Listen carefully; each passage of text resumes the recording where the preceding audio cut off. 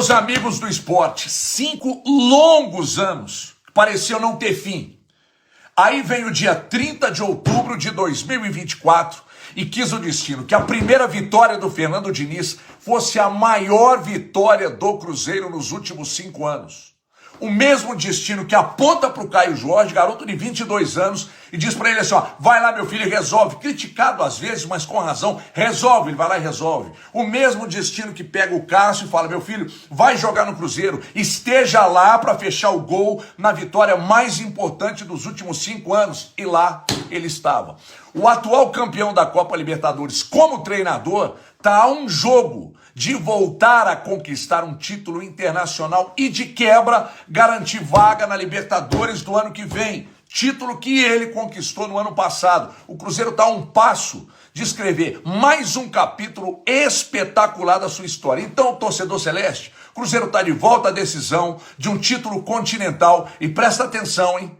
Com claríssimas chances de conquista, independentemente de quem seja o adversário. Então, pode comprar o pacote, pode seguir para o Paraguai, porque tem Cruzeiro na final. A gente viu hoje também o Fernando Diniz promovendo mudança no time, porque quando a gente imaginava esse time do Cruzeiro, a gente imaginava jogando também com o Barreal começando, até para dar essa velocidade. O que o Diniz faz? Ele reforça o meio de campo. A conversa era, com o Romero de volta da suspensão, seria Romero ou Wallace para ser esse cara para começar as jogadas. E ele começa com o Romero, com o Wallace, com o Matheus Henrique caindo um pouquinho mais pro lado esquerdo e o Matheus Pereira como esse camisa 10. E aí jogando com os dois atacantes. Uma das coisas que mais o Diniz ouviu na sua vida, e às vezes com razão, às vezes não, de quem fez a crítica, é que ele era um técnico que não se adapta aos adversários. Um técnico muito mais idealista do que propriamente um técnico capaz de entender situações de jogo e fazer alguma coisa que não é exatamente da sua preferência.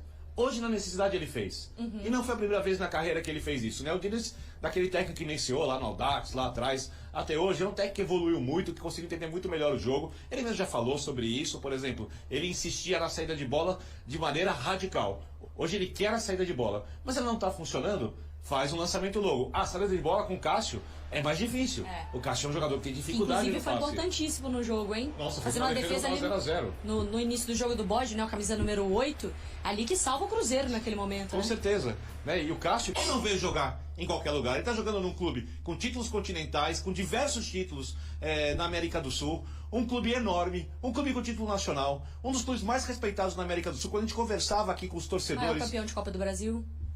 Quando a gente conversava aqui com os torcedores argentinos, todo mundo sabe que é o Cruzeiro, todo mundo tenta entender o que aconteceu com o Cruzeiro, venham perguntar pra gente, porque nós somos brasileiros, por que o Cruzeiro decaiu tanto. Ou seja, ele não saiu do Corinthians, vou jogar... Não, ele recebeu uma proposta de uma SAF que pretende recuperar o Cruzeiro para jogar num gigante do continente, mesmo não tendo um time ainda à altura, uma história à altura dos seus melhores momentos. Então, com todo respeito, dá para entender muito bem a decisão do goleiro. Eu queria falar sobre outro personagem, Marcela. Você me autoriza neste momento? Mari, só um minutinho, porque a gente precisa voltar aí, mas para um outro ponto do estádio. Alexandre Matos está falando ao vivo.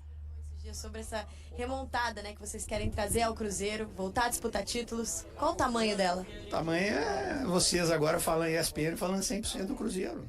A gente sabe que nosso alcance ali é muito ali regional, um pouquinho, né? E a gente precisa estar remando bastante para conseguir isso, né? Que é o Cruzeiro no lugar dele, né? É o Cruzeiro disputando título, uma final internacional depois de 15 anos. Mas com muita calma, temos muita coisa para fazer ainda, tem muito que remar ainda. O processo ainda é de médio a longo prazo. Conseguimos aqui muito pelo peso da camisa, pela torcida que nos empurrou em todos os jogos, principalmente contra o Boca, né? Foi fantástica. Então a gente conseguiu isso aí muito em função disso. Lembrando que esse processo começou lá no início, quando a SAF foi vendida, começou a se reorganizar. Podemos esquecer disso. Muitos desses jogadores aqui é da época do Ronaldo ainda. A gente tem um carinho enorme com o Ronaldo.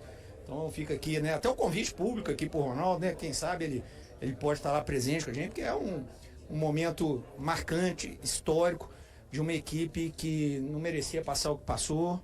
E está remando muito para estar onde ela tem que estar, que é um Cruzeiro nacionais igual está aqui. Você teve um trabalho parecido no Palmeiras, né, de pegar o time numa situação muito difícil e começar, né, tudo de novo. E aqui no Cruzeiro a gente está vendo isso também e ainda precisou de uma decisão até certo ponto arriscada ali, no momento que houve a troca do comando, né, a chegada do Fernando Diniz. Qual é o grau de satisfação de ver esse trabalho agora na final de uma grande competição, uma competição internacional, que o Cruzeiro não chega a uma final há 15 anos? Nós que estamos ali fazendo gestão, a gente tem que ir muito além do resultado. Claro que o resultado ele premia, né? É tão satisfatório. Acho que é um prêmio para o torcedor do Cruzeiro, para os profissionais que estão aqui, que passaram nesses anos todos de Cruzeiro, para os jogadores, muitos desses aí jogaram a segunda divisão, jogaram o ano passado para não cair, enfim. Então é um prêmio para todo mundo, mas a gente sabe que a gente tem que analisar mais o todo, né? O Diniz ele vem fazendo um trabalho no dia a dia excelente, né? Todo mundo sabe que o Diniz tem ali o jeito de jogar, isso precisa mais treino, precisa ter aquela coragem de fazer. Hoje a gente viu o Cruzeiro fazendo isso diversas vezes, e na hora que precisou defender, na hora que precisou dar chutão, deu chutão, que ele deixa isso muito à vontade. Trabalhando agora com o Diniz, eu vejo as preleções dele, quantas vezes ele fala, quebra a bola lá na frente, não tem problema. Nós temos que empurrar o adversário para lá. Se não der para sair tocando, vai lá na frente. Enfim, é uma mudança de filosofia, não só pela presença do Diniz, do clube, né? Que vem agora com investimentos, tudo encabeçado pelo nosso líder maior, que é o Pedro Lourenço e a família dele, né? Então fica aqui esse prêmio para o torcedor, para o Pedro Lourenço e a família. E, acima de tudo, a satisfação de ver o Cruzeiro nesse momento maravilhoso, mas que precisamos fazer muita coisa para não ser uma coisa esporádica, só uma final ali. Não, queremos tentar ganhar e precisamos muito do nosso torcedor lá, né? Já vou até antecipando, nós vamos ter 12 mil ingressos destinados ao time do Cruzeiro. Precisamos do torcedor do Cruzeiro fazendo uma verdadeira peregrinação para Assunção. Nós não temos certeza de nada, sabemos que vamos enfrentar um adversário, seja Corinthians, seja Racing, dificílimo, em estágios diferentes do nosso, mas que a gente pode tentar igualar um pouquinho com a sinergia com a nossa torcida, que é muito fanática. Ô Marcos, a torcida está comemorando, imagino que o elenco também, né? E você e o Pedro têm a missão árdua de, além de comemorar, já pensar na próxima temporada. Como é que é esse trabalho de estar comemorando, mas já pensando na gestão de um clube tão grande quanto o Cruzeiro? Desde quando a gente entrou, a gente pensa o Cruzeiro dos 3, 4, 5 anos. Né? A gente está remontando em diversas tomadas de decisões e ações, não só em contratação de jogador, mas na questão de gestão, na questão de movimentos internos, enfim, tudo que se pensa no Cruzeiro, pensa a médio e longo prazo. Essa é a vantagem de ter um dono. Nós conseguimos fazer esse planejamento e executar ele sabendo das variáveis do futebol, né? Que tem um lado da emoção, da coisa dando certo ou não.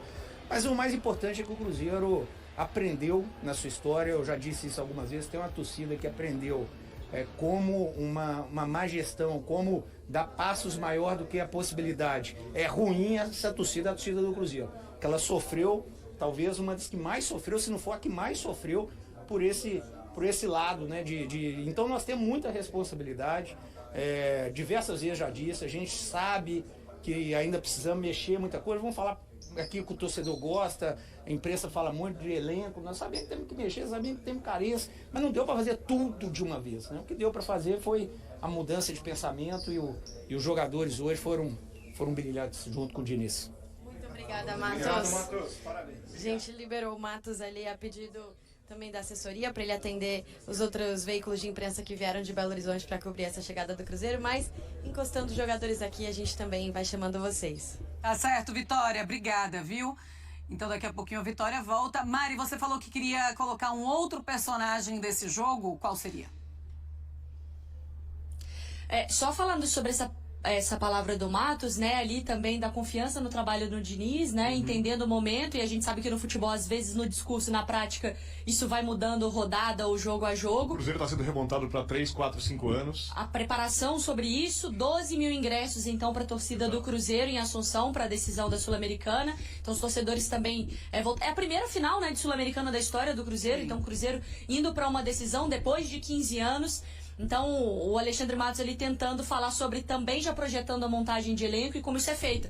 Falando em montagem de elenco, a gente pode falar sobre um jogador que chegou agora e que tem sido importante, que tem começado a fazer os gols, que é o Caio Jorge, que tem a expectativa. O Caio Jorge, né, Mari Pereira, ele até participou com a gente no Sport Center 1, há um tempo atrás, falando sobre o processo da adaptação, o retorno para o Brasil, o menino novo, uma lesão muito grave na carreira e que tem um pai cruzeirense, esse histórico todo que ele tem de lesão, né? E como foi dura a última que ele teve. Um pai que também vive o clube e tem feito esses gols importantes do Cruzeiro. Sobre o estilo de jogo do Fernando Diniz, o jogador como é o Caio Jorge, eles conversam? Eu acho que muito, porque é um jogador que sabe se movimentar, não é um jogador que fica na área. A questão é que as associações ofensivas do Cruzeiro, quando a gente vê vários jogadores, são muito características do time do Diniz, caírem para um lado do campo, e aí as tabelas curtas, como se fosse quase um jogo de futebol de salão, até a construção dos lances de gol, elas ainda não acontecem do jeito que o Diniz quer. Quando elas acontecerem, a tendência, e aí o Caio Jorge está sendo testado, porque ele veio jogar, repito, no gigante do continente, é que ele cresça. Porque ele tem exatamente o estilo de jogo que o Diniz gosta. Não significa que o Diniz não possa ter também no seu elenco, em algum momento, um centroavante de área, para algumas circunstâncias. O próprio Dineno, né, com a qualidade dele, que tem marcado gols, né? Sem dúvida nenhuma. Todos os jogadores estão sendo testados, né? Porque eu sempre acho que os clubes, principalmente clubes desse tamanho, são, na hora que o atleta está em campo, muito mais importantes que os jogadores. O Cruzeiro é uma ótima oportunidade para o Caio Jorge. O Caio Jorge talvez seja a solução que o Cruzeiro precisa para formar um time com a cara que o Diniz quer, que, se acontecer, provavelmente vai fazer o Cruzeiro jogar ofensivamente, fazer muito mais gols, construir muito mais, e aí toda a trajetória, que também é importante de um time numa temporada, ela fica mais divertida, fica mais feliz do que um time que joga carrancudo, fechado, tentando fazer um gol numa jogada aérea sem correr risco lá atrás. Eu falei de um personagem que é o Caio Jorge, mas pegando esse gancho também do Birner de um time que também vive, né, que tem essa energia e que tem tudo a ver com o Fernando no primeiro jogo. Ele volta para o Cruzeiro e é impressionante como no início da partida, o Romero, por toda essa identificação que ele tem com o Cruzeiro, né? Como ele sente o jogo também, como ele dá essa dinâmica. Eu observava no primeiro tempo até essa dificuldade que o Cruzeiro ainda tem dessa associação, dessas triangulações. Pelo lado esquerdo estava o Matheus Henrique com o Romero tentando fazer. Não lembro se era o Vijalba que estava pelo lado esquerdo, quem que estava, se era o William que estava caindo por ali. E eles tentando, não, ainda no sistema defensivo, antes de chegar ao ataque, eles fazendo sinal para ver onde cada um corre, porque eles não tá tão automático ainda esse eu toco para cá, vou para cá, você vem para cá e a gente sai dessa pressão, né? Essa é a palavra exata. Quando os times estão entrosados, seja qual for o sistema de jogo, o atleta quase entende, antevê a jogada, o passe antes de ele ser acionado. É quase como se houvesse uma comunicação silenciosa. O olhar, né? Porque o movimento está automatizado, ele é quase instintivo. O Cruzeiro não tem isso e demora para construir. Agora, eu concordo contigo sobre a atuação do Romero, né? Eu acho que foi muito importante na saída de bola, muito importante na chegada. Também um jogador que, pela identificação na hora do aperto, tentou segurar um pouco mais a bola, cadenciar o jogo, esfriar o estádio. Houve momentos em que o Cruzeiro conseguiu esfriar na Fortaleza, que a gente viu a torcida do Lanús preocupada. Os jogadores do Lanús fazendo sinal, às vezes, para a torcida, para tentar chamar os torcedores de volta. Então, o Cruzeiro, ali depois de 22, 23 minutos de jogo, conseguiu dar uma acalmada no estádio, no segundo tempo principalmente, né? A não ser no final, que aí foi uma abafa, né, de qualquer jeito. É o desespero. Mas no desespero, e eu acho que o Cruzeiro suportou bem. Então, repito, eu acho que foi a melhor atuação possível para o momento do Cruzeiro. E o mais importante, está na final da Copa Sul-Americana. Em um jogo só, seja contra o Racing, seja contra o Corinthians, não há favoritos. O Corinthians. Não, de jeito nenhum. Eu não vou olhar para o Racing, se passar e falar o Racing é favorito contra o Cruzeiro contra o Racing. Ainda mais em campo neutro, né? Campo neutro, tampouco contra o Corinthians. Tá. Então, eu acho que. O Matos falou sobre estágios diferentes das equipes. Do Racing, sim.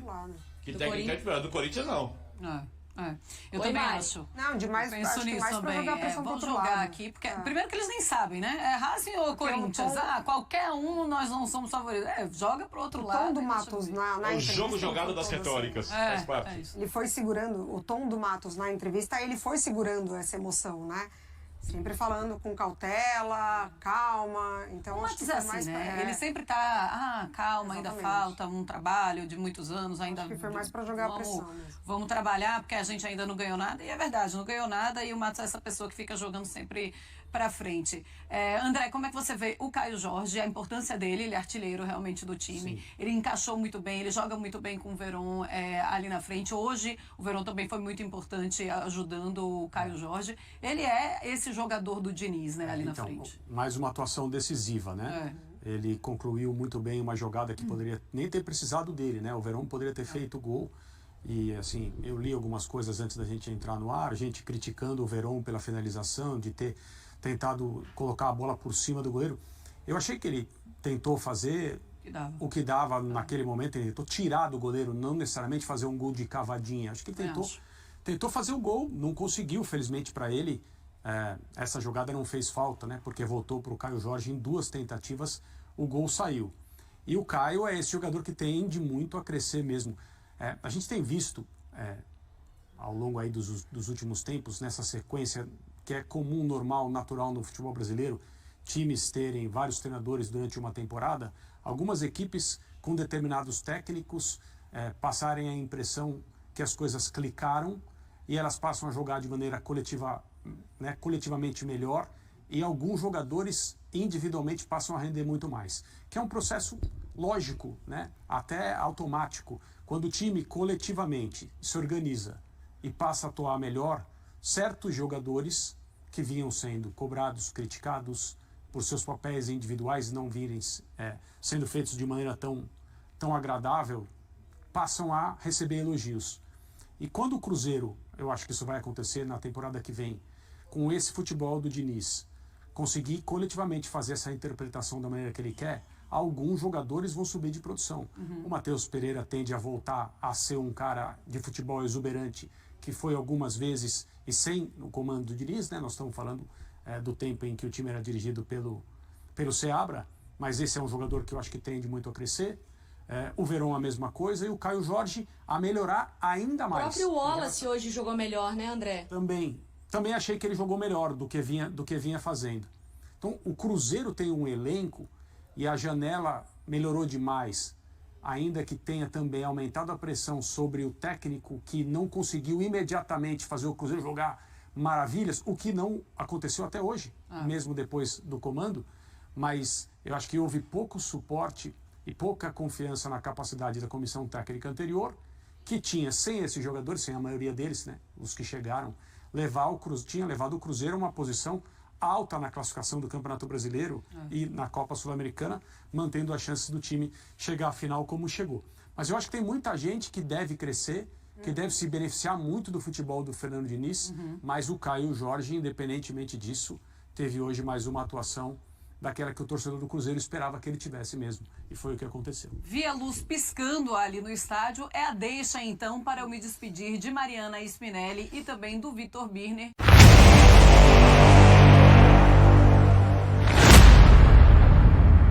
O Cruzeiro encerrou um período de 15 anos sem chegar a uma final sul-americana ao eliminar o Lanús e conquistar o direito de disputar a final da Copa Sul-Americana. Esta será a 16ª final continental na história do clube estrelado. A última vez que o Cruzeiro chegou a uma final foi em 2009, quando foi vice na Libertadores. O último título sul-americano foi em 1998, na Recopa. Ao longo de sua trajetória, o Cruzeiro disputou 4 finais da Libertadores, conquistando 2 títulos e sendo vice 2 vezes. O clube também participou de 4 finais da Supercopa dos Campeões da Libertadores, com 2 títulos e 2 vices. Além disso, esteve presente em 3 decisões da Recopa, com 1 título e 2 vices, e foi vice na Copa Mercosul em 1998. Em torneios de curta duração, o Cruzeiro venceu a Copa Master da Supercopa em 1995 e a Copa Ouro em 1995. E aí, galera, o que acharam? Deixe nos comentários.